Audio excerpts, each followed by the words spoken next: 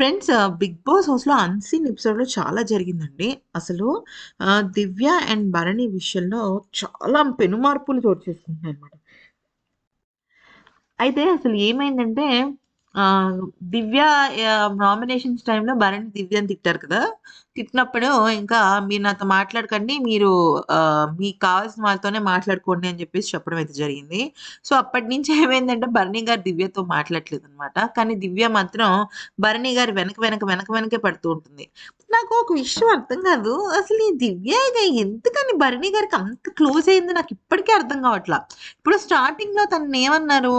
Game కోసం Bharani garu oats కోసం బయట గేమ్ చూసొచ్చింది.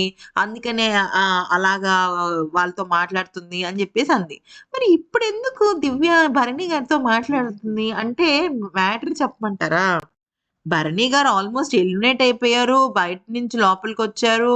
లోపలికొచ్చిన తర్వాత ప్రజల ఓటింగ్‌లో ఓకే. ఆయన గెలిచినప్పటికి మళ్ళీ నెక్స్ట్ వీక్ మళ్ళీ ఆయన డేంజర్ జోన్‌కొచ్చేసారు. అప్పుడు గుర్తుందా మీకు? తనూజని 'బిగ్ బాస్' బజర్ సేవర్ అడిగితే బావుండేది అని చెప్పేసి గుర్తుందా? అయితే నేనేమంటున్నానంటే ఇంకా దివ్య భరణి గారు వద్దమ్మా నువ్వు నాతో మాట్లాడొద్దు అన్నా గూడా మళ్ళీ మాట్లాడుతుంది. అయితే నిన్న తనూజ విషయం మళ్ళీ టాపిక్ రైజ్ అయింది. ఇక నేను చెప్పనా ఫ్రెండ్స్ జరిగేదేంటో చెప్పనా? భరణి గారు కావాలని దివ్యని దూరం పెడుతున్నారు.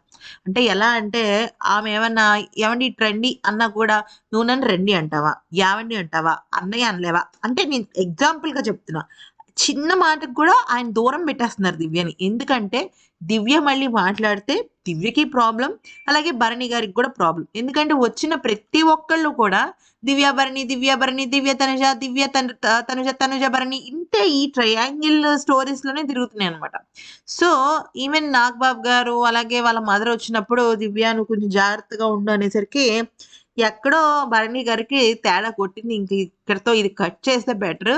అట్‌లీస్ట్ ఈ వారం కట్ చేసి దివ్య బయటికెళ్ళిపోతే నేను హాయిగా ప్రశాంతంగా ఆడుకోవచ్చు అనుకున్నారో ఏమో నాకు తెలియలేదు గానీ, మొత్తానికైతే మాత్రం ఆయన నాకైతే ఆయన నామినేషన్ కొంచెం అయితే దివ్యని దూరం పెట్టడం కోసమే అని అనిపించింది. అట్ ద సేమ్ టైమ్ ఈరోజు మన అన్‌సీన్‌లో కూడా ఆయన సంజనాతో దివ్య గురించి చెప్పిన విషయాలు సేమ్ మ్యాచ్ అవుతున్నాయన్నమాట.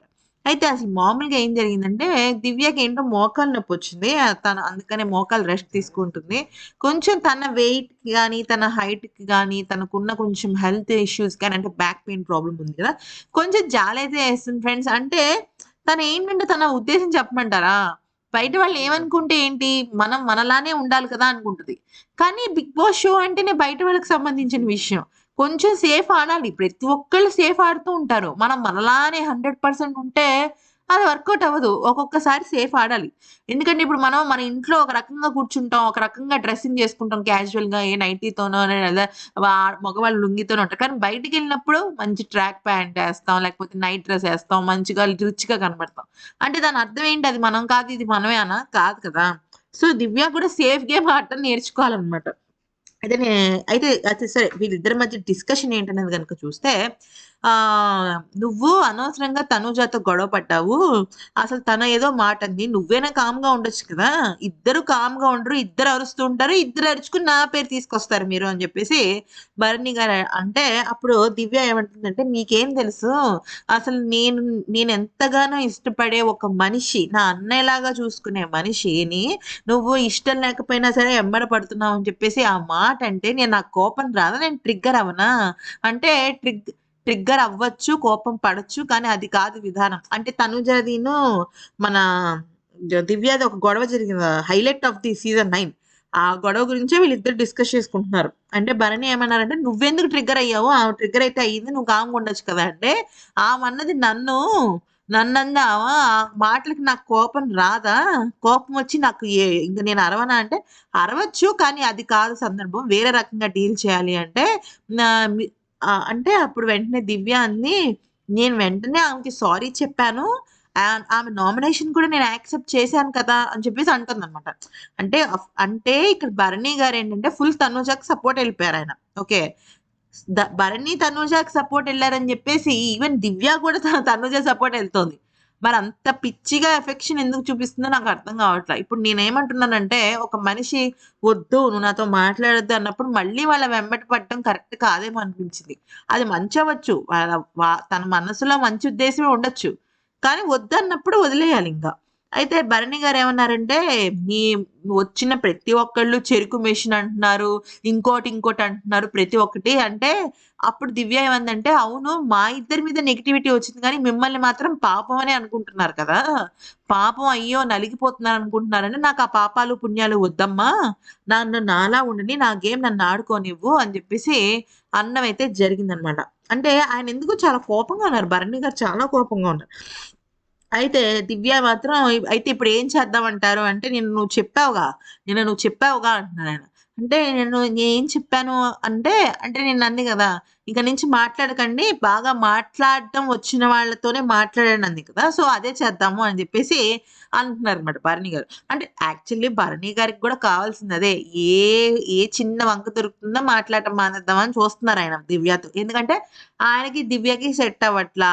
ఆయన ఏం జెప్ ఆయన మామూలుగా ఉన్న దివ్యతో పెడుతున్నారు. లేదంటే తనుజతో పెడుతున్నారు. ఇలా రకరకాలుగా వచ్చిన వాళ్ళందరూ కూడా దివ్య, తనుజ, దివ్య, తనుజ ఆయన సాధారణంగా ఇద్దరు అమ్మాయిల మధ్య ఒక లవర్ అంటే లవర్ ఒక సేమ్ ఏజ్ అబ్బాయో లేకపోతే సమ్ లవ్ రిలేటెడ్ ఆ రొమాంటిక్ రిలేటెడ్ ఉంటుంది. ఇక్కడ ఒక తండ్రి, ఒక కూతురు ఇంకా చెప్పండి దివ్య కూడా కూతురు వయసుదే కాబట్టి కూతురో, అన్నో ఎవరో ఒకళ్ళు అనుకోవచ్చు. అయితే నేనేమంటున్నానంటే ఇక్కడ భరణి గారేమన్నారంటే, "నువ్వు నేననలేదు మాట్లాడొద్దని. మీరు మాట్లాడడం రాదని మీరన్నారు. సో, ఆ మాటకి నేను ట్రిగ్గర్ అయ్యాను" అని చెప్పేసి దివ్య అంటే, అదే కంటిన్యూ చేద్దాం అంటున్నారు భరణి గారు. అంటే ఏంటంటే, ఆయనకి మాట్లాడడం ఇష్టం లేదు. సో, ఆ టైంలో ఇక ఇంకా ఏదో దివ్య మాట్లాడుతుంది. నాకిలాంటి డిస్కషన్స్ కూడా నచ్చవు అని చెప్పేసి ఆయన అక్కడి నుంచయితే లేచయితే వెళ్ళిపోయారనమాట. అయితే ఆ తర్వాత కొద్దిసేపటికి భరణి గారు సంజనతో కొంచెం వేరే చోటుకెళ్ళి అంటే ఆ గార్డెన్ ఏరియాలో కొంచెం మూల కూర్చొని చాలా నెమ్మదిగా మాట్లాడుతున్నారనమాట. నాకు నేను కావాలని దివ్యని దూరం పెడుతున్నాను. కానీ ఒక చిన్న పిల్లని తండ్రో లేకపోతే వాళ్ళ కుటుంబ సభ్యులు పెద్దవాళ్ళు అరిస్తే గట్టిగా గదిమితే ఎలా అయితే ఏడుస్తారో వెక్కి వెక్కి అక్కడ నేను కొంచెం వీక్ అయిపోతున్నాను అని చెప్తున్నాను. అంటే దివ్య గురించనమాట. అంటే అంటోందంట. నాకు మీ అరుపులకి భయమేస్తోందని చెప్పి మళ్ళీ ఏడుస్తుందంట. అంటే వెక్కి వెక్కి ఏడవడం అంటారు చూసారా? అలా ఏడుస్తుందట. అలా ఏడుస్తుంటే నేను తట్టుకోలేకపోతున్నాను. నాకు చాలా బాధగా ఉంది. ఇప్పుడు భరణి గారు ఎంత కాదనుకున్నా ఇద్దరు ఆడపిల్లల తండ్రి. అందులోనూ ఆడపిల్లల ఎమోషన్స్ ఎలా ఉంటాయి? వాళ్ళు ఏ రకంగా ప్రేమను చూపిస్తారు? ఎంత ఎక్స్‌ప్రెసివ్‌గా ఉంటారన్న విషయం ఆయనకి తెలుసు. కానీ ఆయన పాపం ఆయన నార్మల్‌గా ఉన్నా కూడా "నువ్వెందుకు పడుతున్నావు మాటలు? నీకా అవసరం ఏంటి?" అని అవతల వాళ్ళు రెచ్చగొడుతున్నారు. ఇప్పుడు పడే ఆయన భరణి గారు, తిట్టేది ఆమ. వాళ్ళిద్దరి మధ్య సింక్ బానే ఉంది. కానీ చూసే జనాలకి అది నచ్చటం లేదు. సో, భరణి గారేంటంటే ఆయన ఆటకి ఏదన్నా ఇబ్బందవుతుందేమో అని జెప్పేసి అంటూ నాకలా వెక్కి వెక్కి ఏడుస్తుంటే నాకు చాలట్లేదు సంజు పాప. నేను బాధపడుతున్నాను అని జెప్పేసి ఆయన అంటుంటే, అప్పుడు సంజన అలా వింటూ ఉందనమాట. అయితే అది కాదన్నా అని ఏదో చెప్తుంది. సంజన గూడా ఏదో చెప్తుంటే అప్పుడు భరణి గారన్నారు, "అర్థం చేసుకోవాలి. నేను దూరం పెడుతున్నానంటే దాన్ని అర్థం చేసుకోవాలి. అర్థం చేసుకోకపోతే నేనేం చేయగలను" అని జెప్పేసి నేను దూరంగానే పెడతాను. హాయ్ అంటే హాయ్ అంటున్నాను. నీకు మరీ మొహం గూడా చూడకపోతే ఇబ్బంది కదా! అన్నట్టుగా ఆయన మాట్లాడారనమాట. సో, అది ఫ్రెండ్స్ అన్‌సీన్‌లో చాలా మెయిన్ మ్యాటర్ అయితే ఇదే. ఈ వీడియో నచ్చితే లైక్, షేర్ అండ్ సబ్స్క్రైబ్.